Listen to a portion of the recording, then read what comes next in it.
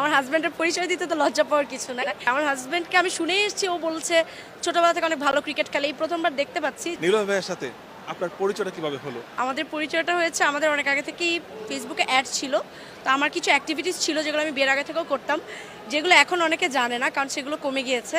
আমি সোশ্যাল মিডিয়াতে social activist হিসেবে অ্যাক্টিভ ছিলাম।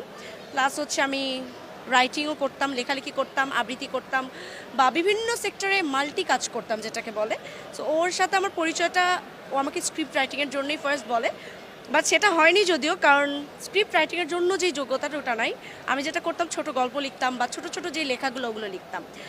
তো ওর থ্রুতে আমাকে ফার্স্ট নক দেয়, ফার্স্টে বলে যে তুমি এত মাল্টি ট্যালেন্টেড, এত কাজ একসাথে কীভাবে করো। এটাই হচ্ছে ফার্স্ট কথা ছিল। এরপরেও আমাকে বলে তুমি আমাকে একটা স্ক্রিপ্ট লিখে দাও, আমার মনে হয় তুমি পারবা। আমি বলি ঠিক আছে, মেবি পারবো। বাট পরে বুঝি স্ক্রিপ্ট লেখা অনেক কষ্টের, কারণ একটা পুরো গল্পকে 2 ঘন্টায় ট্রান্সফার করতে হবে, সেখানে অনেক সংলাপ থাকবে। এটাতে আমি এতটা দক্ষ না। তারপর স্ক্রিপ্ট থেকে প্রেমের বিষয়টা কিভাবে আসলো? অফারটাকে প্রথম দিয়েছে আমাদের ফার্স্ট যখন দেখা হয় তখন মিটিং ছিল এটা নিয়ে, কারণ আমি অতটা শিওর ছিলাম না যে আমি এটা পারবো। তো ফার্স্ট দেখা তো প্রেম টেম কিছু ছিল না। এরপরে কথা বলতে বলতেই ও হচ্ছে গিয়ে সবাইকে বলতো, বা ওই সবসময় আমাকে বুঝাইতো, আমি বুঝতাম। বাট আমি ওর সামনে কখনো এক্সাইটমেন্টটা প্রকাশ করতাম না, স্বাভাবিকভাবেই।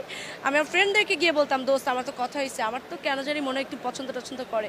বাট এতটা সিরিয়াস ছিলাম না আসলে।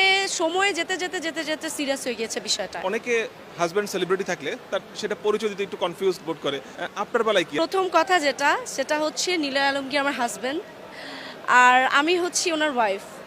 পারিবারিক পরিচয়, আমি আমার বাবা মার পরিচয় দিতে তো কখনো লজ্জা পাবো না, আমার হাজব্যান্ডের পরিচয় দিতে তো লজ্জা পাওয়ার কিছু নাই। এখন হ্যাঁ, আমার হাজব্যান্ড একজন স্টার, এবং আমি এটাও স্বীকার করি যে আমি এই কাজগুলো অনেক আগে থেকে করলেও ওর পপুলারিটি আমার এখানে প্রভাব ফেলেছে, এবং যার জন্য এখন আমি এত বড় পরিসরে এত এত ফলোয়ার্স এসেছে আমার, বা এত ওয়েলউইশার এসেছে, এবং এত মানুষ আমাকে চিনেছে। এটা অস্বীকার করার মতো কিছু দেখি না।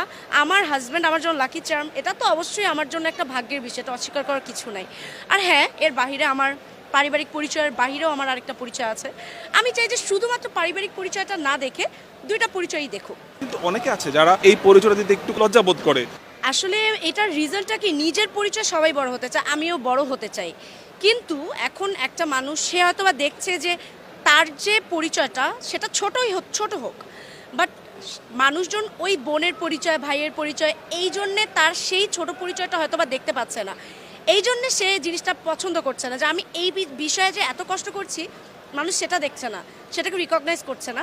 বাট আমি কার বোন সেইটাকে রিকগনাইজ করছে, এবং এটাতে প্রভাব ফেলা ট্রাই করতেছে, যে একমাত্র ওই কারণেই আমি এই জায়গাতে আসছি।